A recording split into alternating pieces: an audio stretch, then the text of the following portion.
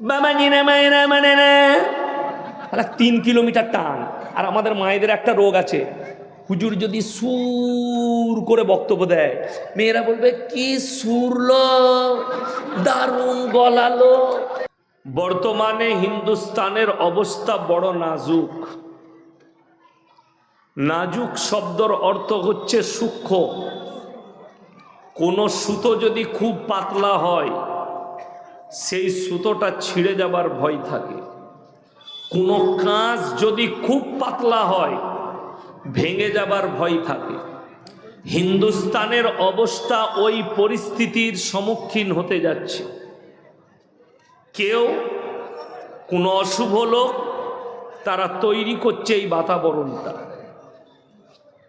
গত 1 মাস আগে সুপ্রিম কোর্টে কেস গেছে, যতগুলো ভারতে মাদ্রাসা আছে সব বন্ধ করে দিতে হবে, সরকারি অ্যান্ড বেসরকারি।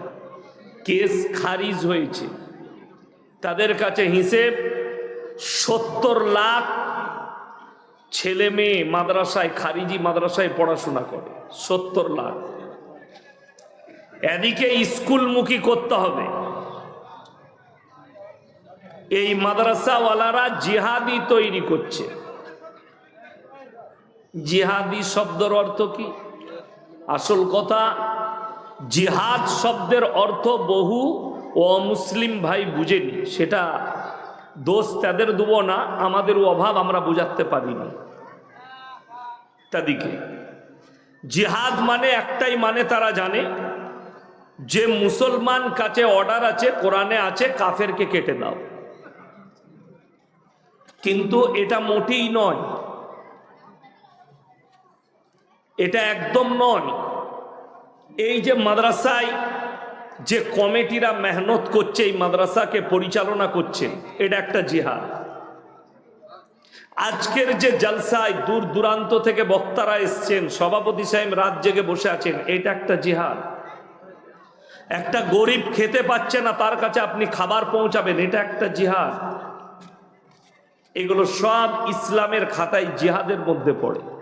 আর যদি আপনার মসজিদ মাদ্রাসাকেও ভাঙতে চাই, সেইটাকে নিজের জান মাল দিয়ে হিফাজত করা, এটাও একটা জিহাদ। তাতে আপনার প্রাণ যেতে পারে। একটা তথ্য শুনে যান, যদি কোনো অমুসলিম ভাই আমার বয়ান শুনেন, ইউটিউবে, ফেসবুকে কিংবা এখানে এসছেন, কান পেতেছে, তাদেরকে আমি ওয়েলকাম জানাবো, স্বাগত জানাবো, সাদরে গ্রহণ করব। যে ইসলাম পৃথিবীর বুকে যে ভালোবাসা,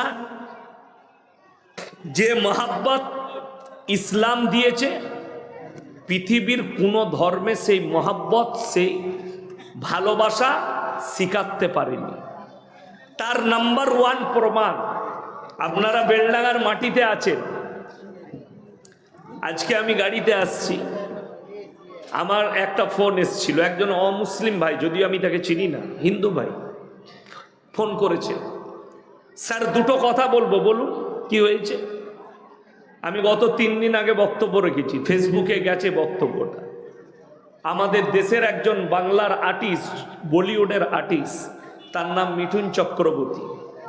সে একটা বক্তব্যে বলেছে, ভারতের স্বরাষ্ট্রমন্ত্রী বসেছিলেন, যে মুর্শিদাবাদ डिस्ट्रिक्ट में 70% मुसलमान है और 30% हिंदू है। बोले ये 70% को काट कर भागीरथी में डाल देंगे, नहीं डालेंगे वो अपवित्र हो जाएगी। गंगा मां पवित्र है, उसको हम उसमें नहीं डालेंगे, उनके घर में गाड़ देंगे। তো এই ভদ্রলোক বললে, আপনি এটা বলেছেন? আপনাদের একজন এমএলএ মুর্শিদাবাদের, সে যে কিছুদিন আগে অন্য কথা বলেছিল অমুসলিমদের জন্য। আমি বললাম, মুসলিম বলুক আর হিন্দু বলুক, নেতা বলুক আর মৌলবি বলুক, যেই বলেছে সেই অপরাধী, সে যেই হোক, মুর্শিদাবাদের এমএলএ হোক আর এমপি হোক, তুমি যদি বলো হিন্দুদিকে মেরে দাও, তোমার থেকে বড় শরীয়তে অপরাধী আর কেউ নেই।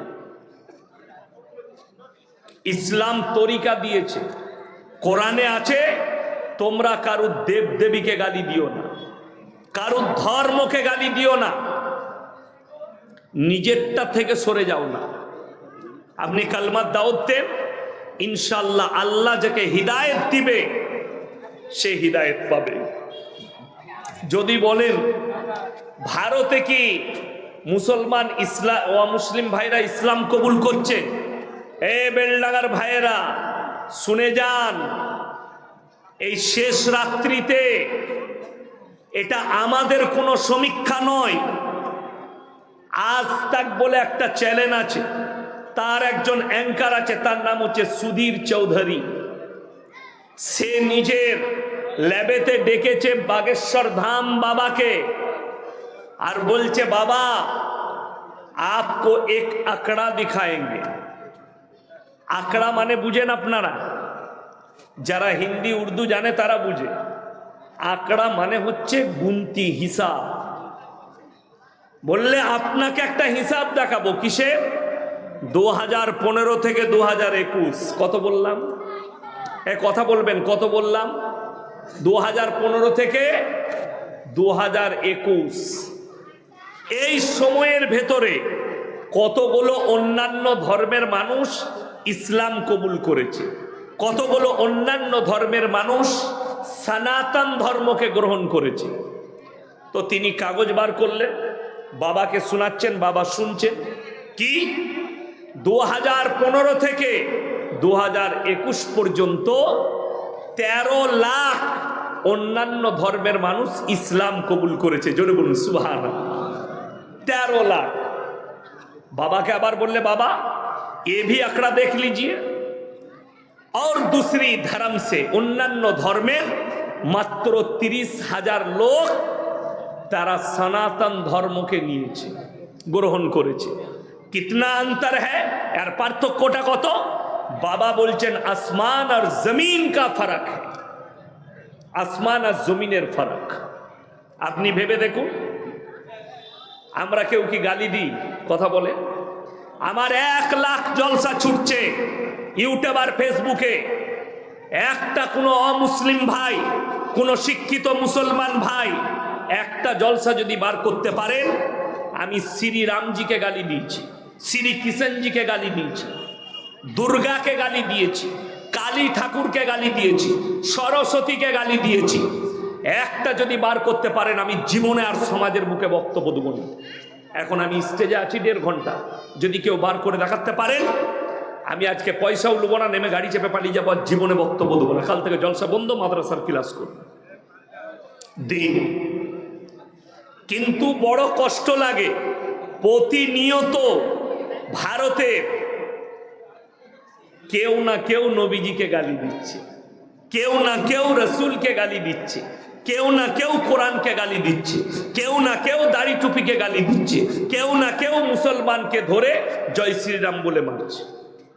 আমি 2 দিন আগের ভিডিও দেখলাম, আমাদের বাংলার, যদিও জায়গাটা জানা যায়নি কোথায়, একটা হিন্দু পাড়ায় একটা মুসলিমদের হোকার, ছেলেটা কিন্তু মুর্শিদাবাদেরই হবে, কি করে থালা বাসন এসব বিক্রি করে। সে বেচারা গলিতে ঢুকেছে, তাকে জিজ্ঞেস করছে তোমার নাম কি? সে নাম বলেছে মুসলিম। বলে না না, এদের কাছ থেকে কেউ মাল কিনবে না। মেয়েটা বলছে বেরিয়ে যাও, এর কাছে মাল কিনো না, এরা টাকা ইনকাম করবে, আবার বাড়িতে গিয়ে আমাদিকে মারবে। এখনো পর্যন্ত সেই মেয়েটা অ্যারেস্ট হয়নি, এখনো পর্যন্ত মিঠুন চক্রবর্তী অ্যারেস্ট হলো না। দুঃখের বিষয়, আপনাকে এখানে 2টো কথা ভাবতে হবে, শুনে যান। কুকুর 2টো সময় চিল্লায়। কটা সময় বললাম? কুকুর 2 সময়ে চিল্লাতে শুরু করে। এক, যখন কুকুর খেপে যায়, कुत्ता जब भौंकता है 2 टाइम भौंकता है, अगर कुत्ता पागल हो जाता है तो भौंकना शुरू करता है, और दूसरी टाइम अगर पीछे मालिक खड़ा रहता है तो कुत्ता भौंकता है। বুঝতে পেরেছেন না পারেননি? কুকুর দুটো টাইম চিল্লায়, হয় যখন কুকুর খেপে যায় তখন চিল্লায়, আর তা না হলে পেছনে মালিক দাঁড়িয়ে থাকলে সে কুকুর চিল্লায়।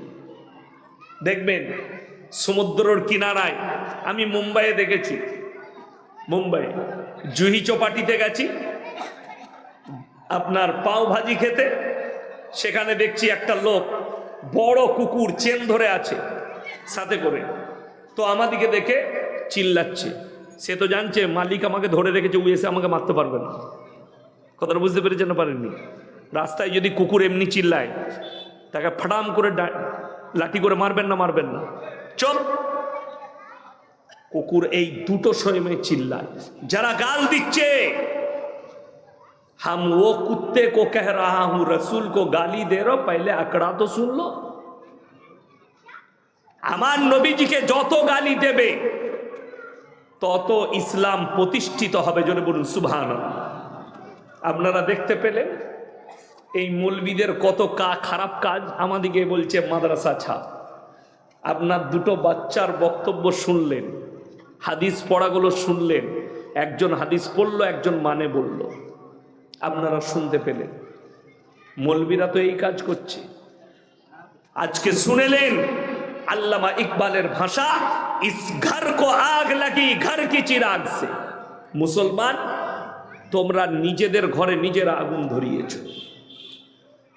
পশ্চিম বাংলার অ্যাসেম্বলিতে এতগুলো মুসলমান এমএলএ এমপি আছে, এদের মুখে কুলুপ এঁটে আছে। আমি চ্যালেঞ্জ ছুড়ে বেলডাঙ্গায় বলে গেলাম, নাজিয়া ইলাই খান বলে একটা দেহ ব্যবসায়ী মেয়ে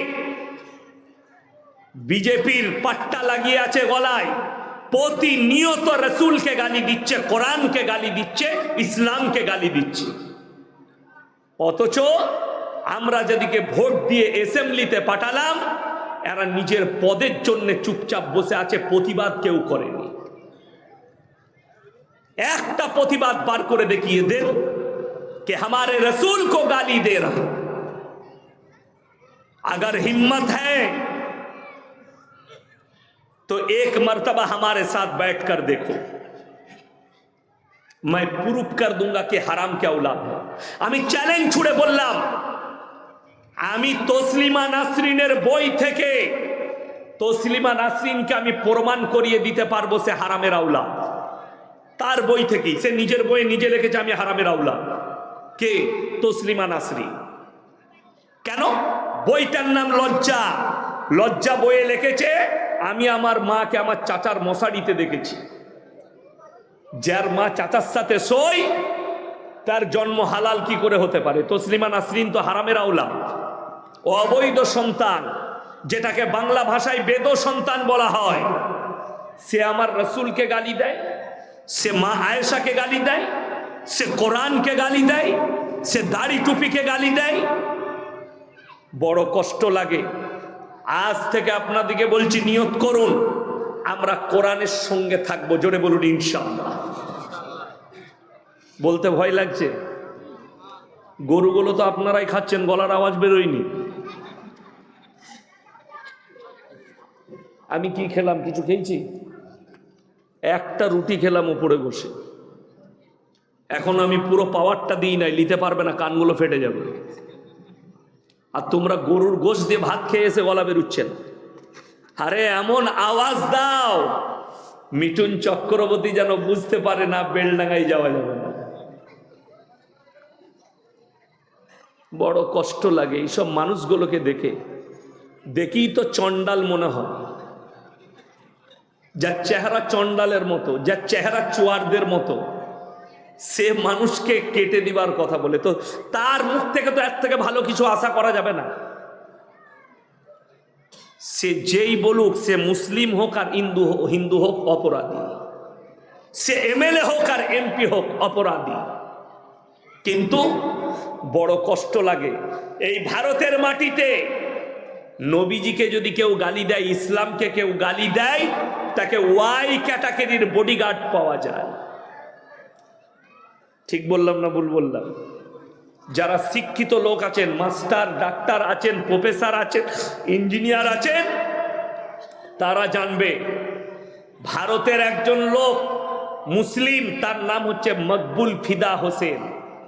নগ্ন ছবি এঁকেছিল দেবদেবীর, তাকে ভারত ছাড়তে হয়েছে। লন্ডনে বসে আছে মকবুল ফিদা হোসেন, খালি নগ্ন ছবি আঁকার কারণে।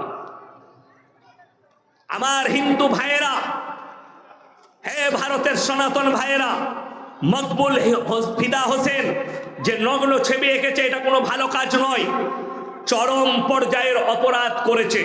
তাকে মৃত্যুদণ্ড দেওয়া উচিত কোনো ধর্মকে আঘাত করার কারণে।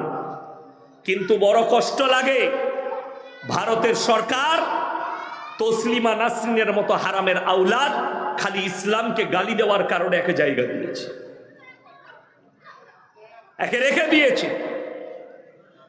অথচ আপনি নিজেকে মুসলমান বলছেন। আমি পরবর্তী যে আলোচনা করতে যাচ্ছি, এই বেলডাঙ্গার দেবকুণ্ডর মানুষ শোনো, এখানে যতগুলো মানুষ বসে আছেন, নারী পুরুষ সকলে জানেন প্রত্যেকটা মুসলমান নরনারীর জন্য দিনী ইলম হাসিল করা কি কথা বলে না এরা? দিনী শিক্ষা অর্জন করা কি ফরজ। জানবেন কি করে? যারা ফজরের নামাজ পড়ে বিড়ি না খেলে হাগা হয় না, তারা আবার জানবে কি করে? বললেই আমি অপরাধী। পায়খানা ঘরে বসে গুটকা খাচ্ছে, পায়খানা ঘরে বসে সিগারেট খাচ্ছে, পায়খানা ঘরে বসে বিড়ি খাচ্ছে, বিড়ি না খেলে হাগা হয় না এমন অভ্যাস করেছে, তারা জানবে কি করে দিনী ইলম কি? তারা জানবে কি করে জ্ঞান অর্জন কি? আপনি দেখলেন বহরমপুরে জেলে যান, হিরোইন পাচারে জেলে কে গেছে? মুসলিমদের যুবক। গাঁজা পাচারে কে? মুসলিমদের যুবক। বেলডাঙ্গায় যে লটারি বিক্রি করছে কে? কথা বলে না কে? মুসলিম। লটারি কাটছে মুসলমান, লটারি বেচছে মুসলমান। আপনি কাকে গালি দিবেন? মদ খাচ্ছে মুসলমান, মদ বেচছে মুসলমান। ঠিক বললাম না ভুল বললাম? ওই জন্য জেল কে যাবে? তুমিই যাবে। তোমার কাছেই জেল, যেহেতু তোমার কাছে দ্বীনি শিক্ষা নেই, জ্ঞান তোমার কাছে নেই, তুমি জ্ঞান হারা হয়েছো। কেন? তুমি বেঈমান কাফেরের আদর্শের মধ্যে ঢুকে গেছো।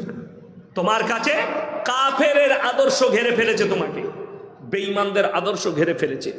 তার জন্যই তো আজকে মুসলমানের কাছে সুদ হালাল হয়ে গেছে। মুসলমান সুদ খায় না? খায় না। দেবকুণ্ডুতে আছে না নাই এরকম মাল? আছে। বললেই আমি অপরাধী।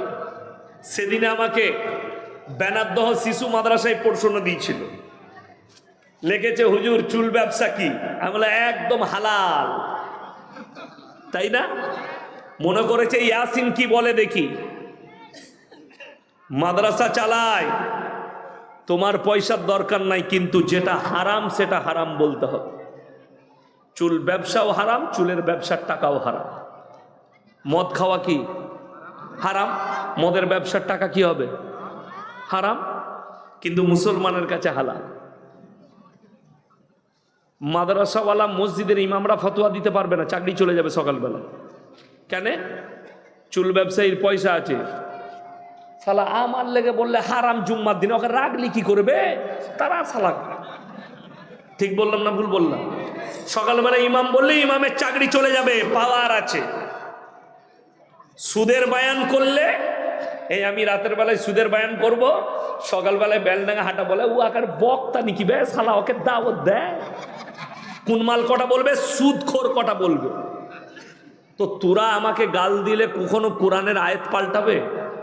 কথা বলে না? রসুলের হাদিস পাল্টাবে? পাল্টাবে না। আল্লাহ কোরআনে স্পষ্ট করেছে, ওয়াহাল্লাল্লাহুল বাইয়া ওয়া হাররামার রিবা, তোমাদের জন্য সুদকে হারাম করেছি, ব্যবসাকে হালাল করেছি। বেলডাঙ্গা হাটে আলু বিক্রি করবে, 300 টাকা ইনকাম করেছো, আল্লাহর কসম করে বলছি হালাল টাকা। সেই টাকায় যেটা খাবে হালাল, সন্তানের মুখে খাবার তুলে দিবে হালাল খাবার, সেটা শাক ভাত হোক। তুমি মদ ব্যবসা করবে। মুসলমানদের অবস্থা কি জানেন? এত ভালো অবস্থা মুসলমানদের, সকালবেলায় বেলডাঙ্গা বাজারে গিয়ে মুরগির মাংস কিনবে, যে 1 কিলো মুরগির মাংস দাও তো। জবাই করেছিস তো বে? হ্যাঁ জবাই। বাবারে এত পাওয়ার দিয়ে বলছে জবাই করা ছাড়া খাবে না, এত বড় মুমিন, কিন্তু টাকাটা সুদের। কথাটা বুঝতে পারেননি? টাকাটা সুদের। তো আল্লাহ মাফ করুক। নবীজি সাল্লাল্লাহু আলাইহি সাল্লামের হাদিস, কেউ যদি 1 টাকা সুদ খায় নিজের মায়ের সঙ্গে 36 বার জিনা করার সমান পাপ হবে। এটা নিম্ন পাপ। বুঝলেন এর উঁচু স্তরের পাপগুলো কত খাতারনাক হবে। সব থেকে কম বেতন ইমামের আমাদের সমাজে, ঠিক না ভুল? সব থেকে কম বেতন মাদ্রাসার শিক্ষকদের। অথচ একটা মৌলবি দেখিয়ে দেন বেলডাঙ্গায়, যার বউ কোপরে কাপড় গুঁজে বন্ধন লোন আর গ্রুপ লোন করতে গেছে, 20,000 রোজগার করে, বরকত নাই, বউকে রাস্তায় বার করে দিয়েছে গ্রুপ লোন করে নিয়ে আয়, গ্রুপ কর। আপনাদের এখানে নাই ওটা, আলহামদুলিল্লাহ। আছে? মাশাআল্লাহ, ভালো। তবে কিছু না হোক, গ্রুপ লোন করে মায়েদের একটা লাভ হয়েছে। কি লাভ? 10 জন মিলে গ্রুপ করেছে, একজন হেড থাকে, 9টা মেয়ে তাকে ম্যাডাম বলে আসছে, মনে করে আমার যাহা তাই ব্যাপার ম্যাডাম, বুঝতে পারেননি? সে মনে করে আমার বিরাট ব্যাপার। এমনি ম্যাডাম হতে পারে নাই, সুদ খাওয়ার ম্যাডাম হয়েছে। ভালো জিনিস। তবে এই সব বায়ান করা খুব বিপজ্জনক। কি বলুন তো? মেয়েরা বলবে জীবনে 8 কুড়োর টাকা দাওয়াত দিবি না, আমার দাওয়াত কমে যাবে এমনি। আমার মায়েরা, হক শুনে যাও, সুদ লেনেওয়ালা দেনেওয়ালা উভয়ই পাপী। এটা যেন মাথায় থাকে।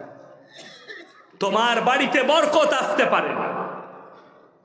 একটা মৌলবীর বেতন 8,000, 7,000, 10,000, অথচ তাকে লোন নিতে হয় না, তাকে সুদ খেতে হয় না, তাকে লটারি কাটতে হয় না।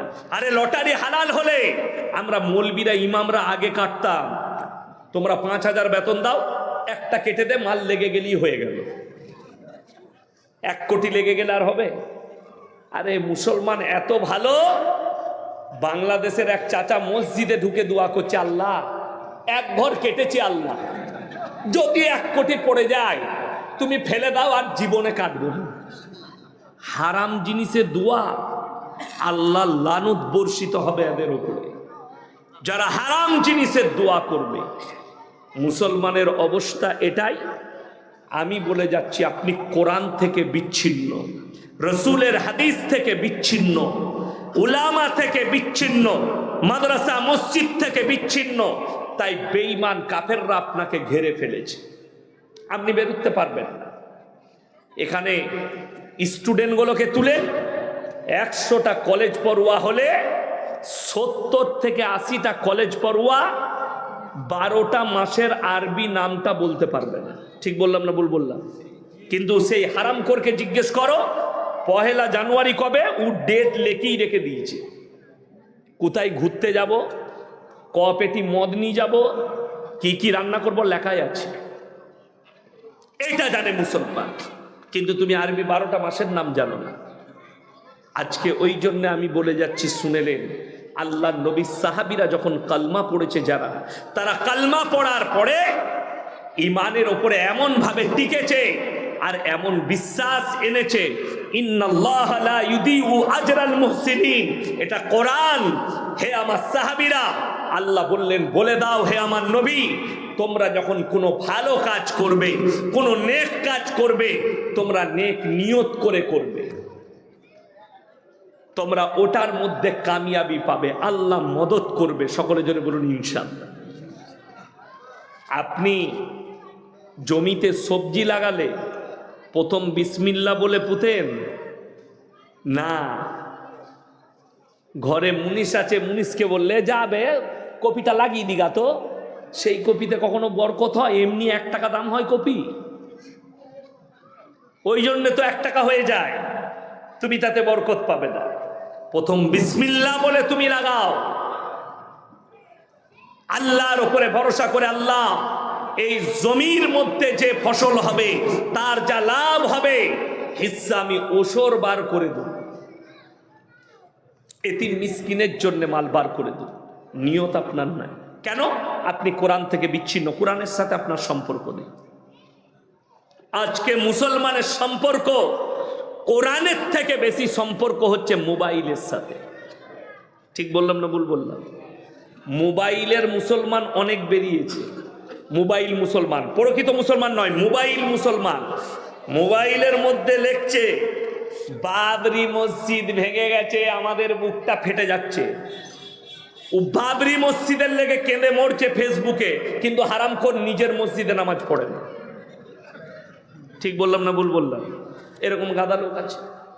যেমন আমাদের বেলডাঙ্গায় পাবে এমন লোক আছে, জিজ্ঞেস করো, বলে আমি নামাজ রোজা না করতে পারি, আমার মতো ভালো লোক কেউ নেই দেবকুণ্ডুতে। এরকম মাল আছে না? নাই? গাদা আছে, নামাজও পড়ে না, রোজাও রাখে না, কিচ্ছু করে না, কিন্তু সে বলে আরে পুরো দেবকুণ্ডুতে আমার মতো ভালো লোক পাবি না। আমি নামাজ না পড়তে পারি, রোজা না রাখতে পারি, কোরআন না পড়তে পারি, আমার মতো ভালো লোক নেই।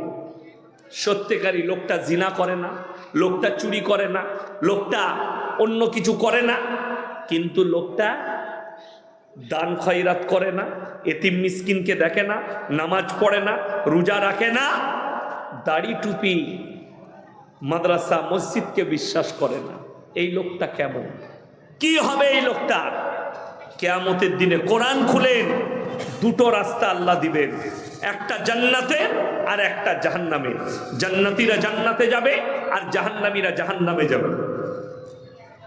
আমার আল্লাহ রাব্বুল আলামিন কোরআনে বললেন, তখন জান্নাতীরা তাদেরকে প্রশ্ন ছুড়বে, ফি জান্নাতি ইয়াতাসাআলুনা আনিল মুজরিমিনা মা সালাকাকুম ফি সাকার। তোমরা কেন জাহান্নামে যাচ্ছ? তোমরা বলতে আমরা ভালো লোক, তোমরা বলতে আমরা ভদ্রলোক, তোমরা আজকে জাহান্নামে যাচ্ছ। তারা তখন উত্তর দিবে, নাম্বার 1, ক্বালু লাম নাকু মিনাল মুসাল্লিন, আমরা মুসল্লিদের মধ্যে ছিলাম না। ওয়ালাম নাকু নুতিমুল মিসকিন, আমরা মিসকিনকে খানা খাওয়াইতাম না, তাই আমরা আজকে আল্লাহ আমাদেরকে জাহান্নামে পাঠিয়েছে। সবাই নামাজি হব, হাত তুলে বলুন ইনশাআল্লাহ। নামাজ কেউ ছাড়বেন না। আল্লাহ রসুল বললেন হাদিস, যার নামাজ নেই তার মধ্যে ইসলাম নেই, যে বেনামাজি তার মধ্যে ইসলাম থাকতে পারে না। বেনামাজির মধ্যে ইসলাম নেই। আজকে দেখুন আমাদের মুসলমানরা নামাজ পড়ে না কেন, রোজা রাখে না কেন? এক শ্রেণীর লোক, তারা নামাজ রোজা কিছুই করতে চায় না। কেন? তাদের ভরসামন্দ লোক আছে যে তাদেরকে জান্নাতে প্রবেশ করাবে। আমাদের দেশে অনেক কন্ট্রাক্টর মৌলবি আছে। কন্ট্রাক্টে মৌলবি জানেন? মিলাদ পড়িয়ে জান্নাত বেলডাঙ্গাতে পাবে। হ্যাঁ, দোয়া করে জান্নাতে ঢুকিয়ে দিচ্ছে, নামাজ রোজা লাগবে না। হাই রোডে 3 বোতল মদ খেয়ে অ্যাক্সিডেন্ট হয়ে মারা গেছে, বলে কিচ্ছু নাই, হুজুরকে দাওয়াত দে, দোয়া করবে, পেরিয়ে যাবে। এরকম জান্নাত বেলডাঙ্গা গাদা। হ্যাঁ, মুর্শিদাবাদে আছে, কত লিবে? মুর্শিদাবাদে আছে, আমার বর্ধমানে আছে, কত লিবে? মানুষ যদি খালি কোরআনের দুটো আয়াতের উপরে আমল করে দেয়, তার জিন্দগিতে তার ঈমান নষ্ট হবে না। নাম্বার 1, সবাই নামাজে আমরা সূরা ফাতিহা পড়ি না বাবা? কথা বলেন, পড়েন তো? ইয়াকা নাবুদু ওয়া ইয়াকা নাস্তাইন। আল্লাহ, তোমারই উপাসনা করি, তোমার কাছেই ভালো মন্দ চাই। যদি এটা সত্য হয়, ভারতের 30 কোটি মুসলমানের মধ্যে যদি 20 কোটি মুসলমান নামাজ পড়ে, এই 20 কোটি মুসলমানই আল্লাহর কাছে ওয়াদা করে, আল্লাহ তোমারই কাছে ভালো মন্দ চাই, তোমারই ইবাদত করি। তাহলে গাছতলা কি করে চলে এলো? তাহলে কবর কি করে এলো? তাহলে ঢিপি কি করে এলো? তাহলে মাজার কি করে এলো? তাহলে দরগা কি করে এলো? অবাক লাগে। আমাদের দেশে হাজী সাহেব দিকে জিজ্ঞেস করুন, মক্কা থেকে মদিনা 470 কিলোমিটার রাস্তা, একটা মাজার পাবেন না। আমার বাড়ি থেকে এই বেলডাঙ্গা 160 কিলোমিটার রাস্তা, 160,000-এর বেশি মাজার আছে। আমার আব্বাজির বয়স হয়েছে 80 বৎসর। কত বললাম? 80। তো আমার আব্বাজি যদি বলে, বাপ ইয়াসিন, আমি যখন যদি মারা যাই, আমার কবরটা নদীর মধ্যেখানে দিবি, দেয়া যাবে? আমাকে ভাবতে হবে যে কোরআনে আছে মানুষ বয়স হলে, শুনেলেন, মানুষ যখন বার্ধক্যে চলে যায় তখন কোরআনে আছে মানুষ খেয়ে বলে খাই নাই, শুয়ে বলে শুই নাই। আমার নানি আমাদের বাড়িতে থাকতেন, 40 বছর ছিলেন আমাদের বাড়িতে, আমার বাড়িতেই মারা গিয়েছিল আমাদের বাড়িতে। তো আব্বাজি জলসা করে আসতেন, আমরা দেখতে পেতাম মা ভাত দিল, ভাত খেলো, কিন্তু বলতো আমি এখনো ভাত খাই নাই। এইটা হচ্ছে বয়স জন্তি, কোরআনে আছে তারা বাচ্চা ছেলের মতো হয়ে যাবে, খেয়ে বলে খাই নাই, শুয়ে বলে শুই নাই। আমাকে এটা ভাবতে হবে। অবাক লাগে কোন সুস্থ মস্তিষ্কের মানুষ তার বাপের কবরটা পুকুরের মধ্যেখানে দিবে না, নদীর মধ্যেখানে দিবে না, কিন্তু অবাক লাগে আমাদের দেশে বোম্বেতে হাজি আলী বাবার কবরটা পানির মধ্যেখানে। কোন পাগলে দিয়েছিল, কোন ছাগলে দিয়েছিল, আল্লাহ ছাড়া কেউ জানে না। কিন্তু আমার মনে হয় সেখানে কিছুই নাই। ভারতে যদি 1 লাখ মাজার থাকে, 95,000 মাজার ফাঁকা, মাল নাই, বিনা ইসেতে বাজার চলছে, বিনাতে। আপনি চলুন, কলকাতা ঢুকবেন, সাঁতরাগাছি ব্রিজ যখনই পার করবেন, সাঁতরাগাছি ঢুকার আগে রোডের মধ্যেখানে মাজার আছে, বিদ্যাসাগর সেতু চাপার আগে নামবেন, রোড ঘুরবেন, আর একটা আমি খালি চিন্তা করি এই পীরগুলো মরার জায়গা পায় না রেল স্টেশনের ধারে, না হলে রোডের মধ্যেখানে। আর আমাদের ড্রাইভারদের একটা ভালো গুণ আছে, যারা লরি চালায়, ট্রাক চালায়, তারা আর জানাই হোক মদ খাক, গাঁজা খাক, ওরা দেখছে বাবা রে মাকদুম বাবার কবর, ঝাড়াম 10 টাকা, জান্নাত রেডি। মদ খেয়েও জান্নাত, গাঁজা খেয়েও জান্নাত। এটাই তো আমাদের দেশের বাজার চলছে। কোরআন শোনাবো আপনাদিকে, আমি গাঁজা খরিব কিনা।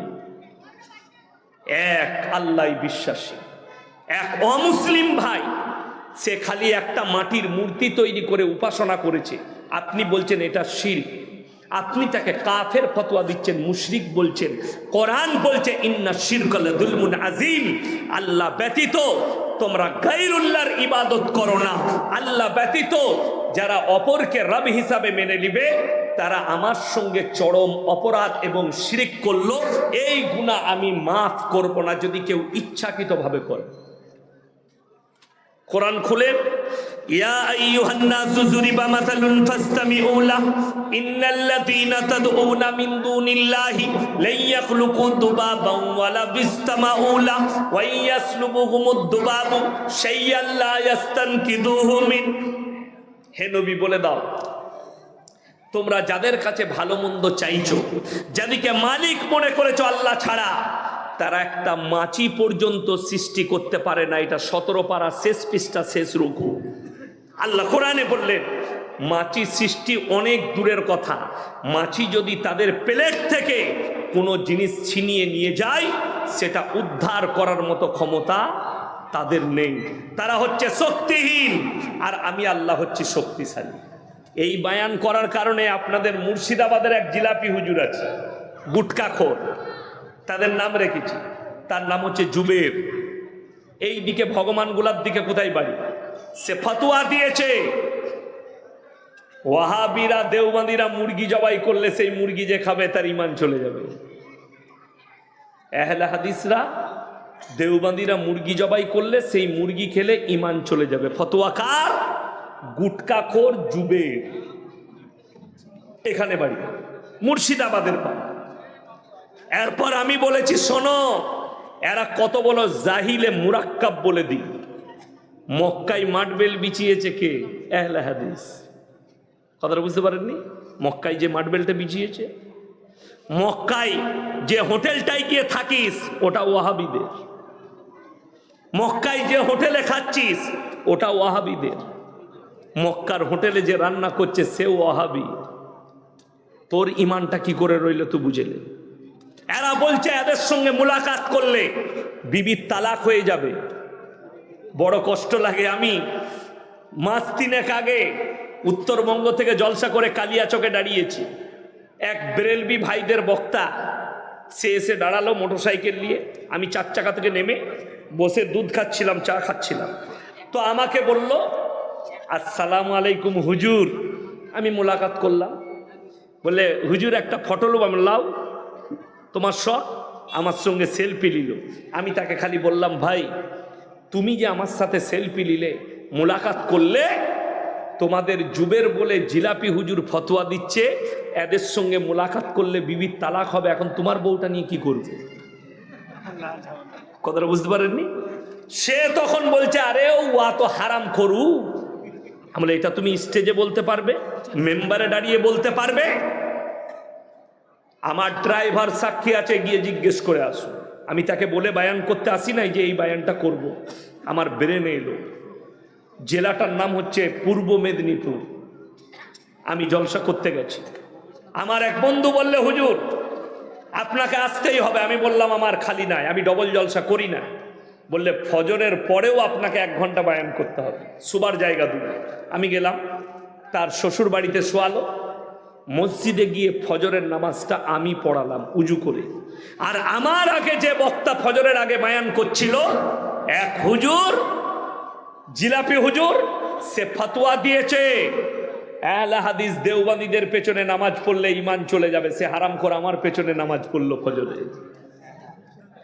আল্লাহ সাক্ষী আছে, কোরআন নামানো আছে, আমি মিথ্যা কথা বলি। এরা মানুষকে গুমরাহ করছে। কেন? বলে এরা রসুলকে মহব্বত করে না। সবাই একবার বলুন তো সাল্লাল্লাহু আলাইহি ওয়াসাল্লাম। এটা হচ্ছে রসুলের মহব্বতের দরুদ। এটা দরুদ না, দরুদ নয়, এটা দরুদ। আল্লাহ তুমি রসুলের ওপরে রহমত বর্ষিত করো। কিন্তু অবাক লাগে, আপনারা মোবাইলে অনেক ঝগড়া দেখেছেন। আমি খালি হাওড়া জেলায় দাঁড়াইনি কিয়ামে। কে কিয়াম করছিল জানি না, সে বক্তাকেও চিনি না। আমি গিয়ে আমার কাজ, আমি বসে থাকবো, আমি হাদিস কুরআন শোনাবো, তোর কাজ তুই কর। আমি বসে বায়ান করলাম। পরবর্তীতে এক বক্তা বলছে, আমি যদি স্টেজে থাকতাম লাথি মেরে ফেলে দিতাম। আমি বলে যাচ্ছি, দাঁড়িয়ে কিয়াম করা হারাম। কিয়াম শব্দ কেউ কেউ বলছে হাদিসে আছে, অবশ্যই হাদিসে। কিয়াম মানে হচ্ছে দাঁড়ানো। কিয়াম মানে কি বললাম? কথা বলে না, আমরা নামাজে দাঁড়াই না, ওটাই তো কিয়াম। কথাটা বুঝতে পারেননি? কিন্তু আমাকে দেখাতে হবে, ইয়া নবী সালামুন আলাইকা, ইয়া হাবিব সালামুন আলাইকা। আল্লাহর নবী মা হালিমার ঘরে, আল্লাহর নবী দিল দিলে লাড্ডু। তুই জিলাপি খা আর কি খা, সবগুলো বলছে। এই শব্দগুলো হাদিসে কোথায় আছে আমাকে দেখা। বিশেষ করে বেরেলবি ভাইরা কিয়াম করে নবীকে হাজির নাজির মেনে, এইটাতেই ঈমান চলে যাবে। বলছে আমরা কিয়াম করলে নবীকে সালাম পাঠাই, তখন নবীজি আমাদের মজমায় আসে। আপনি একটা কথা ভালো করে বুঝবেন, নবীজি সাল্লাল্লাহু আলাইহি সাল্লামের জীবন দশায় নবীজি ছাড়া নবীজি কারো পেছনে নামাজ পড়েছেন? কথা বলে না? নবীজি শেষ জিন্দেগির শেষ ওয়াক্তের নামাজ, নবীজি অসুস্থতাও নবীজি নামাজ পড়িয়েছেন। এইখানে যদি আমি এখন বলি, আমার ভাইয়েরা আমি দেবকুণ্ডুতে জলসা করছি, আল্লাহর নবী মজমায় চলে এসছে, তাহলে আমার থেকে বড় বেয়াদব কে আছে? নবীজি এই চার আমি কথা বলবো? কথাটা বুঝতে পেরেছেন না পারেননি? ওরে গুটকাখোর, নবীজি যদি মজমায় হাজির হয় তাহলে তুই কিয়ামটা করলি কেন? নবীজিকে বললি না আপনি করুন? কথাটা বুঝতে পেরেছেন না পারেননি? মিথ্যা বানানো গল্প। এই আকীদা যে রাখবে, কুফরি আকীদা, যে নবীজি হাজির নাজির, এই আকীদা ভুল আকীদা। আপনাকে বলে যাই, আমরা যে দরুদ পড়লাম, সবাই আর একবার বলুন সাল্লাল্লাহু আলাইহি ওয়াসাল্লাম। এই দরুদগুলো নবীজির কাছে পৌঁছে দেয় কারা? ফেরেশতারা। এটা হচ্ছে সহিহ হাদিস। যত দরুদ পড়বেন লাভ, নবীজির কাছে পৌঁছানো হবে। নবীজি যদি এখানে আসে, আচ্ছা নবীজির সামনে যদি আমি বসে বায়ান করি, বিয়াদবি না বিয়াদবি? বিয়াদবি। তাহলে নবী যদি মজমায় হাজির হয়, তুমি হারামখোর বসে নবীজির সামনে কি করে বসে বায়ান করছিস? আমাকে বুঝাও। এইটাই বুঝাতে পাচ্ছি না। আজকে আপনাদিকে বলে যাই, সবাই নিয়ত করুন নিজেরা নিজেদের মা বোনকে শিরক বেদাত থেকে বাঁচাবো। জোরে বলুন ইনশাআল্লাহ। আরে মানুষ সামান্য বুঝে না। আমি বেলডাঙ্গায় জলসা করতে এসেছি, এখনই যদি বেলডাঙ্গার কোনো মানুষ বলে যে ভাই আমি একটা বিরাট দোকান করেছি, ওই প্রত্যেক দিন 50,000 1 লাখ টাকার বেচা কিনা হয়, তো আরও একটু বেশি হতো, আপনি একটা তাবিজ দিয়ে যাবেন বরকতের। তাবিজটা তো আমার দরকার, আগে বরকতটা। আমি 11,000 বেতন পাই আর তুই মাসে 5 লাখ ইনকাম করিস, কথাটা বুঝতে পারেননি? যে 5 লাখ টাকা ইনকাম করে তার বরকতের তাবিজ দরকার না যার 11,000 বেতন, তার যার 11,000 বেতন তার। আর তাবিজে যদি বরকত হতো, বর্ধমানের রাইস মিলগুলো আমাদের বাপ বেটার হতো, মার তাবিজ আর একটা করে টান, কথাটা বুঝতে পারেননি? কিন্তু আমাদের কাছে কিছুই নাই। এই লোকের সকালবেলায় বেরোই, রাত্রে ঢুকি, জোহরের পরে বেরোই। আল্লাহ আমাদের তকদিরে লিখেই দিয়েছে লোকের ঘরে খাবি, আল্লাহ আমাদের লিখে দিয়েছে লোকের ঘরে খাবি। ও তো আল্লাহর কৃপা, বড় কষ্ট লাগে। আপনি দেখুন বোম্বের হাজি আলিতে গিয়ে বড় বড় দামি দামি গাড়িতে এসে দাঁড়াচ্ছে, মাজারে ঢুকছে, বাবা হামকো বাচ্চা দে দো, বাবা হামকো পয়সা দে দো, বাবা হামারা কারোবার মে বরকত দো। আচ্ছা আমি ইয়াসিন বেঁচে আছি, এখন আমার পাওয়ার বেশি না মরে গেলে পাওয়ার বেশি হবে? কথা বলেন না? অবাক লাগে। পীর সাহেব যখন বেঁচে আছেন তখন চলতে পারছে না, খুঁড়াচ্ছে, চলার ক্ষমতা নাই, যেমনি মরে গেল বলছে পাওয়ার বেড়ে গেছে পীর সাহেবের। বেঁচে থেকে চলতে পারছিল না, মরে গিয়ে পাওয়ার বেড়ে গেল। এটা হচ্ছে গুটখাখোরদের আকীদা। আমার বর্ধমানে, এটা আমি মিথ্যা বলিনি, বাপ মরে গেছে, বাপের মাজার করেছে, পীর সাহেবের মাজার হয়েছে, মাজারের ভেতরে ফুটো রেখেছে, একটা বাল্ব ফিট করেছে, বাল্ব এরকম লাইট, রাতের বেলায় সুইচ দিয়ে দেয়। আমি বলেছি তোর বাপ তো গাঁজা খেত, তা দরজা রাখতে পারতিস, মাঝে মাঝে 1 পুড়িয়া করে মালটাও দিতিস। গাঁজা খেত, কবর বেঁচে আছে যখন। নাউজবিল্লাহ। মুসলমানের আকীদা কি, বড় কষ্ট লাগে, কুফরি আকীদা। একটা গাছের তলায় ঘোড়া রেখে, মাটির ঘোড়া রেখে তুমি সিজদা করবে আর বলছো এটা দিনের কাজ। আর একটা অমুসলিম ভাই মাটির মূর্তির সামনে সিজদা করবে, সেটা কুফরি, আর তোমারটা দিন। তোমার বিবেককে জিজ্ঞেস করো, বিবেক হ্যাং হয়ে গেছে, বেঈমান কাফেররা। অথচ তুমি ওয়াদা করছো আল্লাহর কাছে, ইয়াকা না'বুদু ওয়া ইয়াকা নাস্তাইন, আল্লাহ তোমারই উপাসনা করি আর তোমার কাছেই ভালো মন্দ চাই। তাহলে গাছতলা কি করে আসবে, শ্বাসতলা কি করে আসবে, মাজার কি করে আসবে? রওজা থান, রসুলের হাদিস আছে, যতগুলো উঁচু কবর আছে, মাজার আছে, ভেঙে গুড়িয়ে দাও। যতগুলো বাঁধানো কবর আছে ভেঙে গুড়িয়ে দাও। আমাদের দেশে মার্বেল দিয়ে, টাইলস দিয়ে কবরকে বাঁধানো হয় পীর সাহেবের। আপনাকে আমি বানানো গল্প বলছি, আমার মোবাইলে রেকর্ডিং আছে, রেকর্ডিং।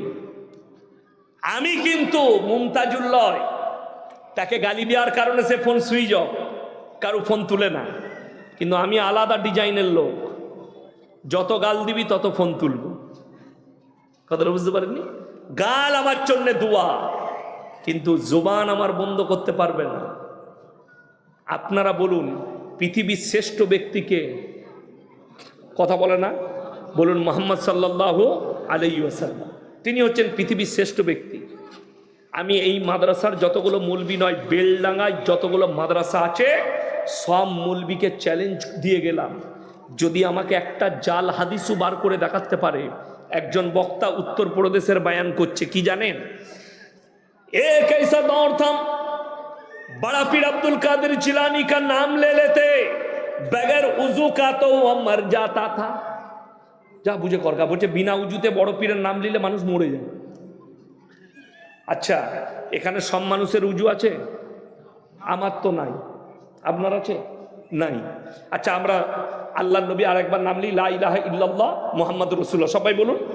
আচ্ছা আমি মরলাম না বেঁচে আছি? আচ্ছা নবীর পাওয়ার বেশি, নবীর ইজ্জত আল্লাহর কাছে বেশি না বড় পীরের? নবীজি। কিন্তু গুটকাখোর জিলাপি হুজুর বলছে বিনা উজুতে বড় পীরের নাম নিলে মানুষ মরে যায়। 24 পরগনার একটা আমার থেকে বয়স কম ছেলে হুগলিতে বায়ান করছে, আমি তাকে স্টেজে ধরলাম, সে বলছে হুজুর আমি মোবাইলে শুনে মুখস্থ করে বায়ান করছি। আমি বলে তুই মোবাইলের মৌলবি বে, পড়া মৌলবি লস। পড়ে মলবি হওয়া কাজে লাগবে, ইমান বাজবে। তো মোবাইলে শুনে মলবি হয়েছে, কি বায়ান করছে জানেন? আমি তখন মসজিদে খানা খাচ্ছি, সেই মাত্র ঢুকে যে স্টেজে যাব খানা খেয়ে, বাবা জিনা মায়েরা মানে না 3 কিলোমিটার টান। আর আমাদের মায়েদের একটা রোগ আছে, হুজুর যদি সুর করে বক্তব্য দেয়, মেয়েরা বলবে কি সুরলো, দারুণ গলালো, বুঝলি কিলো, বলে বুঝি নাই কিচ্ছু, খালি হুজুরের গলা ভালো। তো ও ঝাঁটা খাবে না, তা কি খাবে কবরে গিয়ে? কষ্টটা ওইটা। সে বলছে বাবাজিরা, ভাইয়েরা, মায়েরা, বোনেরা, আমার বাবাজিরা, বড় পীর আব্দুল কাদের জিলানী তিনি দস্তরখানে খানা খেতে বসেছেন, তেনার মুরিদ খানা খাওয়াচ্ছেন।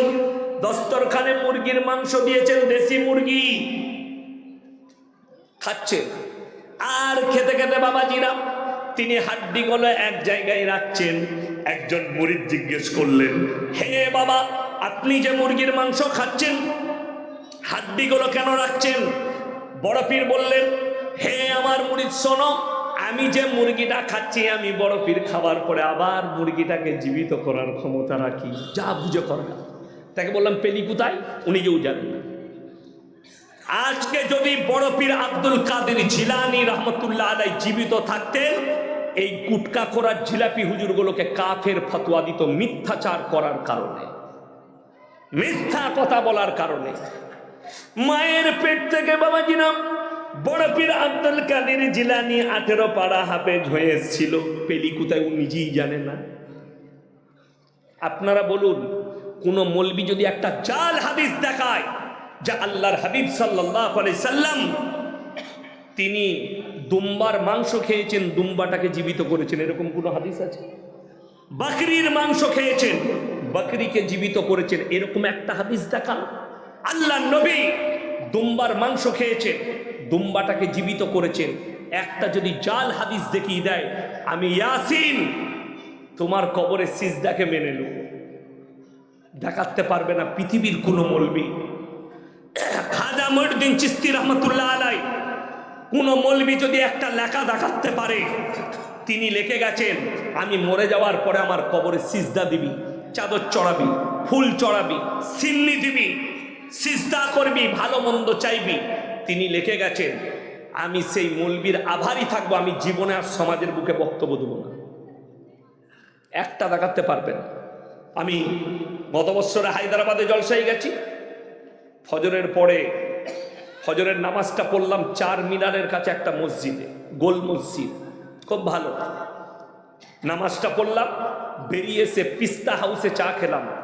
ওই রকম চা ভারতবর্ষে কোথাও পাওয়া যায় না, পিস্তা হাউস। কখনো হায়দ্রাবাদ গেলে চা খাবেন পিস্তা হাউসে, একটা খেলে আর একটা খেতে মন যাবে, কেসার চা। গাড়ি করে আমাকে নিয়ে যাচ্ছে, হুগলি ডিস্ট্রিক্টে বাড়ি, তারকেশ্বরের কাছে ছেলেগুলো 4 চাকা আছে, আমাকে ছাড়তে যাচ্ছে। এক জায়গায় দাঁড়ালাম, লেট আছে প্লেন, পাহাড়ি অঞ্চলে দাঁড়ালাম। তো একটা যুবক আমাকে, ওদের মধ্যে একজন ভাই আমাকে বললে, ভাই একটা প্রশ্ন ছিল, বলুন। বলছে, এইখানে মানুষ মারা গেলে তাদের কবরে ফুলের চাদর দেওয়া হয়। ফুলের চাদর, মানে কাঁচা ফুল দিয়ে তৈরি করা চাদর। আমি বললাম কেন? বলছে, এইখানকার মৌলবীরা ফতোয়া দেয় যে ফুলটা যতদিন বেঁচে থাকবে কবরের আযাব ততদিন হবে না। আমি বললাম, তাহলে তো ভালো সিস্টেম, এই ফুলটা মরার আগে আর একটা মাল চাপিয়ে দিবি। কথাটা বুঝতে পারেন? ওইটা মরার আগে আর একটা চাপাবি, তাহলে আর কোনোদিন আযাবটাই হবে না। বড় কষ্ট লাগে। রাসূল সাল্লাল্লাহু আলাইহি সাল্লামের একটা হাদিস আছে, নবীজি খেজুরের ডাল গুঁজতে বললেন নিশানার জন্য। আমাদের দেশের গুটকাখোররা কালকে আমাকে প্রশ্ন দিয়েছে, অথচ সেই গ্রাম আহলে হাদিস গ্রাম, আমাকে প্রশ্ন দিচ্ছে যে মৌলী সাহেব বলবেন তো মুসলমানের খানা করা যাবে নাকি বাজনা বাজিয়ে? আমি বললাম, তোরা আবার আমাকে প্রশ্ন করছিস? ঝাড়খণ্ডের একটা মুফতি আছে জাহাঙ্গীর নাম, তাকে আমি 2 বার নুনু কাটার খানা খাওয়াইছি, আবার তোরা খেতে চাইছিস? এত সব। আরে আকিকার খানা খাও, 7 দিনে আকিকা দেন। আকিকার গোশত হচ্ছে পৃথিবীর সব থেকে পবিত্র খানা। আমাদের শরীয়তে যতগুলো খানা আছে মজাই খাও। মুসলমানিতে খানা কে বললো তোমাকে করতে? আমি জাহাঙ্গীরকে বলেছি, তোকে যদি এত খেতে ভালো লাগে ওই চামড়াটা ফেলিয়ে দিবি, ওটা আরো ভালো লাগবে, ওটা তোর জন্যে। এরা আমাকে গালি দেয় ফোন করে, বাজনা বাজিয়ে ইসলাম বিরোধী কাজ করে। আজকে আপনাকে বেলডাঙ্গাই দেখিয়ে দেবো, মুসলমান বেঈমান কাফেরের মতো এক একটা নিকাহ করছে, বিবাহ করছে। বিয়েতে গান বাজনা হচ্ছে না, হয়নি? এখন হচ্ছে। কেউ যদি হালাল বলে দিতে পারে, আমি জীবনে আর বক্তব্য দেবো না, কোনো একটা মৌলবি যদি হালাল বলে দেয়। অথচ ইমামকে বিয়ে পড়ানো 1000 টাকা দিতে আপনার গায়ে বাজে, অথচ 5000 টাকা ডিজে বাজাচ্ছে কে? মুসলমান। বড় কষ্ট লাগে, দুঃখ লাগে। আপনি কবরের পূজারী হলেন, কবরে সিজদা দিচ্ছেন। সব থেকে কষ্ট, যে কবরে যারা সিজদা দিচ্ছে, আগে জিজ্ঞেস করো সেই কবরবাসী কি তোমার কোনো উপকার করতে পারবে? সেই কবরবাসী তোমার সাথে কি কথা বলতে পারবে? আমি যখন ছোট ছিলাম, কি বুঝলেন, আমি যখন ছোট ছিলাম, ছোট, আমাদের ওখানে একটা তেঁতুল গাছ বুঝেন তো, টক তেঁতুলের গাছ, অনেক বুড়ো, আমার আব্বাজিও ছোটবেলায় দেখেছে। তো আগে মেয়েরা, মহিলারা কি করতো শুনেলেন, বিয়ে শাদী হলে প্রথম রান্না করার খাবারটা প্লেটে করে ওই গাছ তলায় দিয়ে আসতো। কি গো খালা, বুড়ো পীর সাহেব খাবে। বিয়ে চলে গেল, খাচ্ছে কে? কুকুরে। প্লেট চেটে খেয়ে পালিয়ে গেছে। আর খালা এসে দেখছে প্লেটটা চেটে খেয়েছে। খালা বলছে, হলো দেখেছিস পীর সাহেব একদম সুন্নত আদায় করে খেয়েছে। আমরা হ্যাঁ দেখ, ও খেয়েছি। মানুষ মরে গেলে কখনো খানা খেতে পারে? কথা বলে না। খাবার কোনো যোগ্যতা থাকে? কে বুঝাবে? আমাদের সমাজটা তো অর্ধেক ধ্বংস করলে হাদিসুন নিসাই, মেয়েদের হাদিস। আমাদের কিছু চলে? আমাদের দুটো কাজ, হলে আর মলে। হয়েছে মলি সাহেব কানে আজান দাও, মরেছে জানাজা পড়িয়ে দাও, বাকি বলে বাকি সব আমরা বুঝে লুব। কেন আছে হাদিসুন নিসা। আরে মুর্শিদাবাদের ছেলে আমাকে ফোন করে বলছে, হুজুর আমাবস্যার রাতে কি বিয়ে করা যাবে? মানে মোটেই করবি না, কালো ছেলে হবে। কি বলবো, হাদিসে নাই, কোরআনে নাই, আমরা জানি না। আমি তো আমাবস্যার রাতেই বিয়ে করেছি। আমি তাকে বললাম, বুকা আমাবস্যার রাতে ভালো, অন্ধকার থাকে, তোর সুবিধা, বন্ধুরা জ্বলাবে না। কেন হাসি দেখো? হ্যাঁ আমার ভাই, এই ফতোয়াকার খালার আর ফুপু, এই মুর্শিদাবাদের রেজিনগরের মাদ্রাসায় একবার একটা রেজিনগর বলছে, ওটা ওমরপুর হবে, একটা মাদ্রাসা আছে, আমাকে দাওয়াত দিল। তো অনেক লোক, আমাকে একটা মেয়েদের কাছ থেকে প্রশ্ন এলো, কি যে বিয়েতে কি জিলেবি দিতে নেই বিয়ের দিন ঠিক হলে? আমি কেন? লিখেছে মেয়েরা বলে বিয়ের দিন ঠিক হলে, বিয়ে ঠিক হলে, দিন ধান হলে জিলিপি দিলে বিয়েতে প্যাঁচ লেগে যায়। হাদিসকার খালা। আমি বলেছি, বাবা জিলেবিতে যদি, হে আমার খালা, জিলেবি দিলে যদি প্যাঁচ লেগে যায়, যে জিলেবি ছাঁকছে তার বেটা বিটি তো জীবনে বিয়ে হবে না, সে তো প্যাঁচ মেরেই গেছে, তার প্যাঁচের শেষ আছে, তার বেটে বিটির আর বিয়ে হবে? হবে না। কিন্তু এইগুলো হচ্ছে কুফরি আকীদা, শিরকি আকীদা। জিলেবির মালিক সকলে বলুন কে? মানুষের মালিক কে? আল্লাহ। তুমি আকীদা এনেছো ওটার উপরে। যেমন পর্দা যেই রকমই করুন, পর্দা শেষ করে ফেলেছেন আপনারা। এই যুবকরা, এরা আমাদের থেকে বেশি জাননেওয়ালা। এখন হালাল প্রেম বেরোইছে, আপনারা জানেন? জানে না এরা। হালাল প্রেম, হালাল প্রেমটা কি? প্রেম আর প্রেমিকা দুজনাই নামাজি, দুজনই নামাজ পড়ে। রাত 12টায় সবাই ঘুমিয়ে গেছে, ফোন লাগিয়েছে, আসসালামু আলাইকুম, খানা খেয়েছো? ই বলছে হ্যাঁ খেয়েছি, তুমি খেয়েছো? এই যে কথা বলতে শুরু করলে, আল্লাহ তোমাকে ভালো রাখুক, আল্লাহ তোমাকে সুস্থ রাখুক, সারা রাত কথা বলছে। ফজরের সময় যখন আজান হচ্ছে, আল্লাহু আকবার, আল্লাহু আকবার, বলছে তোমাদের ওখানে আজান হয়ে গেল, আমাদের এখানে আজান হচ্ছে, শোনা তুমি নামাজ পড়বে না? হ্যাঁ পড়বো। তুমি? বলে হ্যাঁ। বলে তাহলে রাখি? রাখবে? একটা দিবে না? আরে যারা বুঝার তারা বুঝে গেছে, যে হাসছে। বড় কষ্ট লাগে। প্রেম কখনো হালাল হয়? হ্যাঁ, ওই হুজুরু বেরিয়ে গেছে বাংলাদেশের একটা মাল, তার নাম হচ্ছে আবরারুল হক আসি। সে আবার প্রেমের প্রমোট করছে রাস্তায় বাজারে। যে মেয়েটা দেখে তোমার মনে হবে এই মেয়েটা সুন্দর, আমার জন্য পারফেক্ট, তাকে তুমি প্রপোজ করে ফেলো। হারামখোর! প্রপোজ শব্দটাই ইসলামে হারাম। যদি বলেন কেন, এ আমার যুবক যুবতীরা, সুন্নাত তরিকা শোনো। আল্লাহ নবী জানাবে মুহাম্মাদুর রাসূলুল্লাহ, সকলে বলুন সাল্লাল্লাহু আলাইহি সাল্লাম, তিনার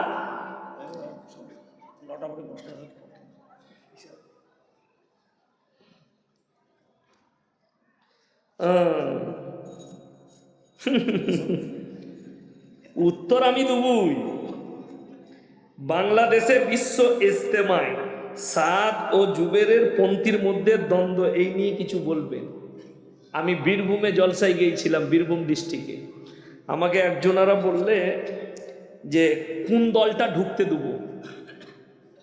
আমি বললাম কেন? বলে ওই দলটা বলছে ওকে দিই না, ওই দলটা বলছে ওকে দিই না। আমরা দু শালাকি মেরে বার কর, কেউ কি ঢুকতে দিবি না। দেখুন, দিনের কাজ আলেম এবং সাধারণ যখন দিনের কাজ করবে, পার্থক্যটা বুঝিয়ে দিই। এখানে যারা আছেন আপনারা, আশা করি সাধারণ মানুষ যারা জানেন না, দেওবন্দ একটা বহুত বড় মাদ্রাসা, নাম শুনেছেন না শুনেন নাই? দেওবন্দ। ওই দেওবন্দ কিন্তু একটা নাই, দুটো। কটা বললাম? একটা আন্দার, একটা বাহার। একটা আন্দার, একটা বাহার। কিন্তু সাধারণ লোক কেউ জানে না। কেন? দুটোতেই আলেমরা আছে, তাদের মধ্যে দ্বন্দ্ব নেই। দুটো মাদ্রাসা হয়েছে। বেলডাঙ্গায় একটা মাদ্রাসা না 100টা? কথা বলে না? আচ্ছা, ইনারা আমাকে দাওয়াত দিয়েছে, আমি বলেছি যে আমি সুরুলিয়ায় যাব, কিন্তু দেবকুণ্ডু শিশু মাদ্রাসায় যাব না। কথা বলে না? এইটা হচ্ছে আলেম, এইটা হচ্ছে আলেম। এই জায়গায় মূর্খরা জায়গা তৈরি করেছে বলে আজকে এই ফিতনা। জেনে রেখে দিবেন, যে জায়গায় ইসলামী, যে জায়গায় নেতৃত্বে উলামারা নাই, আলেমরা নাই, সেই জায়গায় মারামারি থাকবে।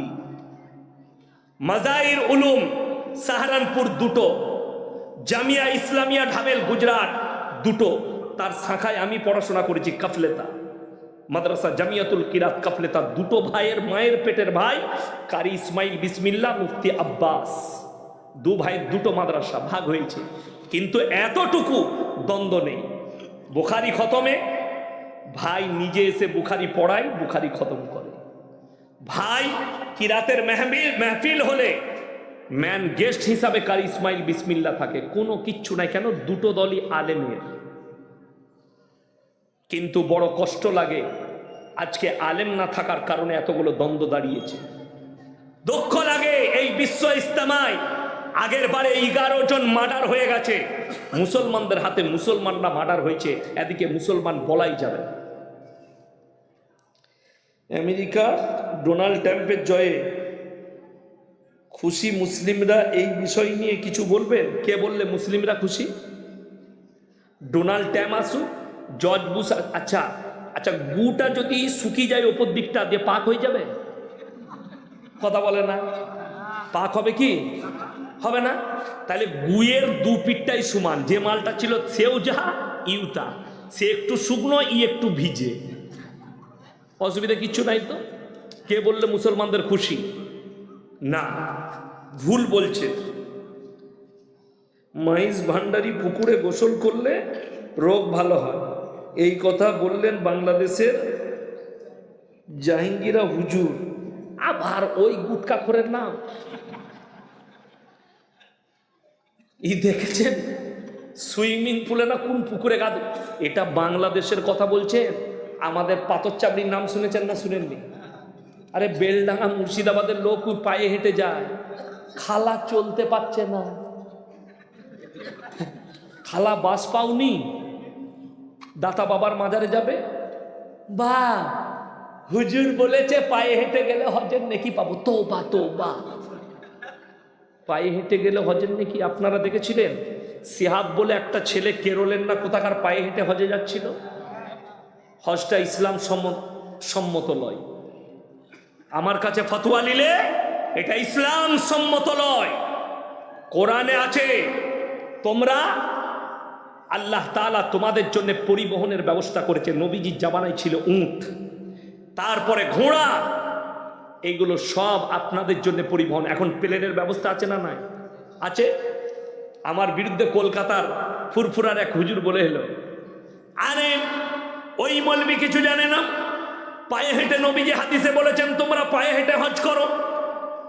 তারপরে দেখছি সে হুজুর নিজে প্লেনে উমরা করতে যাচ্ছে। তুই পায়ে হেঁটে গেলি না? কথাটা বুঝতে পেরেছেন না পারেননি? না, রাসূল সাল্লাল্লাহু আলাইহি ওয়াসাল্লাম হাদিস বর্ণনা করেছেন, সেটা হচ্ছে মক্কা মদিনাবাসীর জন্য।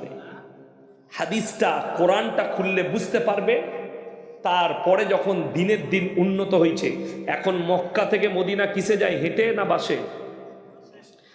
ট্রেন আছে না? নাই, বুলেট ট্রেন আছে মক্কা থেকে মদিনা। মাত্র 2.5 ঘন্টায় সফর তেই করে দেয় 450 কিলোমিটার, 470 কিলোমিটার। বুলেট ট্রেন 2.5 ঘন্টায় নিয়ে যায়। ঘন্টায় কত 100 কিলোমিটার গতি। বাসগুলো সব ভলভো, টেনে নিয়ে 4 ঘন্টা 5 ঘন্টায় ঢুকিয়ে দিচ্ছে, 3.5 ঘন্টায় বাসগুলো ঢুকিয়ে দিচ্ছে। তো বাসে আল্লাহ যখন ব্যবস্থা করবেন তখন বাসে। এখন যদি কেউ বলে নবীজির জামানায় সাহাবীরা একটা খেজুর খেয়ে থাকতো, তারা বড় কষ্ট করেছে, তাই আমার কাছে টাকা এলো, আমি খাবো না, বেলডাঙ্গা বাজারে তুই গোবরের উপরে সুগা। আর হাদিসে আছে, কোরআনে আছে, আল্লাহ তোমাদিকে মাল দিলে তোমরা উপভোগ করো। যার কাছে টাকা আছে একটা ভালো বাড়ি করুন। আল্লাহ যাকে পয়সা দিয়েছে, এখন গরম বেশি হচ্ছে, এসি লাগানো প্রয়োজন, আপনি বাড়িতে এসি লাগান, কোনো গুনাহ নেই। এখন মসজিদে এসি লাগান, প্রয়োজন নেই। এটা কিয়ামত যত কাছে আসবে আল্লাহ তাআলা দুনিয়াতে দেখিয়ে দিবেন, গরম বাড়বে, শীত বাড়বে, বর্ষা বাড়বে। আস্তে আস্তে কোরআনে আছে ওয়াইদাল বিহারু ফুজ্জিরাত, আমি সমুদ্রকে উতলে দেবো। সমুদ্র আস্তে আস্তে ওপর দিকে উতলে পড়বে। এটা কিয়ামতের আলামতের মধ্যে একটা আলামত। গরম বেড়ে যাবে। আর 2030 পর্যন্ত কেন? গাছপালা সব কেটে ফেলা হচ্ছে। আমাদের NH2টা 4 লেন ছিল, এখন 6 লেন। দুদিকে যে গাছ ছিল আর একটাও গাছ থাকবে না, একটা গাছ থাকবে না। সরকার, কেন্দ্র সরকার অর্ডার দিয়েছে 2030 সাল পর্যন্ত সমস্ত লরিওয়ালা দিকে ট্রাককে সব এসি করতে হবে কোম্পানিকে। বিনা এসির আর লরি থাকবে না, গাড়ি থাকবে না, সব এসি। কেন? রাস্তায় আর গাছপালা থাকবে না। আপনি রেডি হন, যেমনি কোনা এক্সপ্রেসের কাজ শুরু হবে, 34 নম্বর 6 লেন হবে খুব তাড়াতাড়ি। এই রোডটাও 6 লেন হবে বেলডাঙ্গা। ওই জন্য ওরা এখন অনেক জায়গায় কাজ করে নাই, ভেঙে রেখে দিয়েছে। যতগুলো ব্রিজ তৈরি হয়েছে সব 6 লেন। বাইপাস তৈরি হয়েছে বহরমপুরে 6 লেন, রায়গঞ্জ 6 লেন। যতগুলো ব্রিজ তৈরি করছে সব 6 লেন তৈরি হয়ে যাবে খুব তাড়াতাড়ি। গাছপালা থাকবে না, পলিউশন বেড়ে যাবে, গরম বাড়বে। আফ্রিকার জঙ্গলের গাছ চুরি হতে লেগেছে, অ্যামাজনের জঙ্গলের গাছ চুরি হচ্ছে।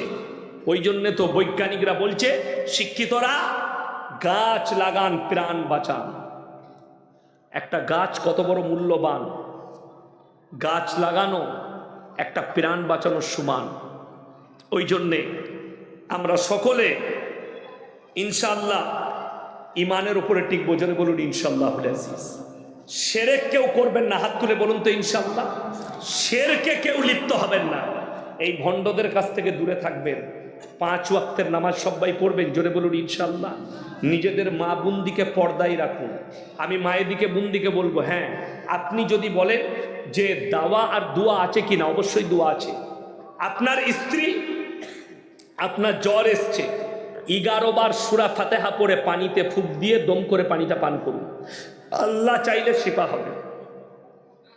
কিন্তু আপনি যদি বলেন যে না অমুক হুজুর এমন তাবিজ নেই, ছেলে হয়ে যাবে, হাতে তাবিজ বেঁধেছে বলছে ছেলে হবে। আচ্ছা ডাক্তারের ওষুধ দিলে খেতে হয় তবে ছেলে হয়, না না খেয়ে ছেলে হয়? কথা বলে না। ডাক্তারের ওষুধটা হাতে বাঁধেন কি? খেতে হয় তবে কাজে লাগবে, খেলে, আচ্ছা খেলে তবে কাজে লাগে। কিন্তু কষ্টটা কি জানেন, আমাদের দেশের লোক বলছে, আরে একজন হুজুর ফতোয়া দিচ্ছে, মা তোমার যদি বাচ্চা না হয়, মা তোমার যদি ছেলে না হয়, তুমি পাথর চাবড়ি দাদা বাবার মাজারে 3 দিন শুবে তোমার ছেলে হয়ে যাবে। মাজারে শুলে ছেলে হয়? আমরা তো শুনেছি স্বামীর পাশে শুলে ছেলে হয়। কে বুঝাবে গুটকা খোরকে? ফতোয়া কার?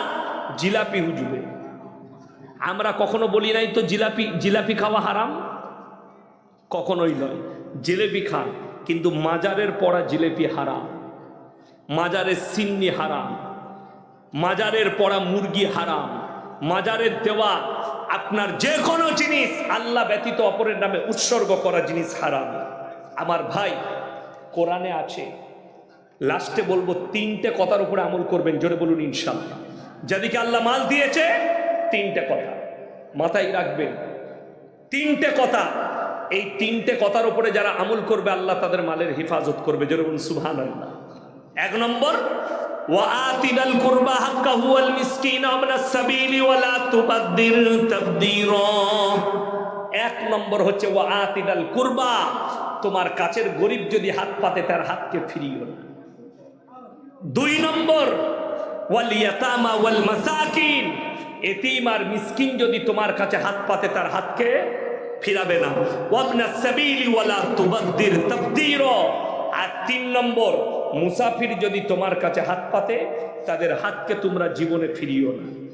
কেউ কি যদি আপনি 1 টাকা দান করেন বেলডাঙ্গায়, আপনার গ্রামে, মনে মনে ভাববেন যে আল্লাহ তুমি আমাকে দেনেওয়ালা বানিয়েছো, আমাকে হাত পাতনেওয়ালা বানাও। শুকর আদায় করবেন। কোরআনের সঙ্গে কে কে মহব্বত করবেন হাত তুলেন ইনশাআল্লাহ। মাশাআল্লাহ। আমার ভাই, কোরআনের পারা কটা?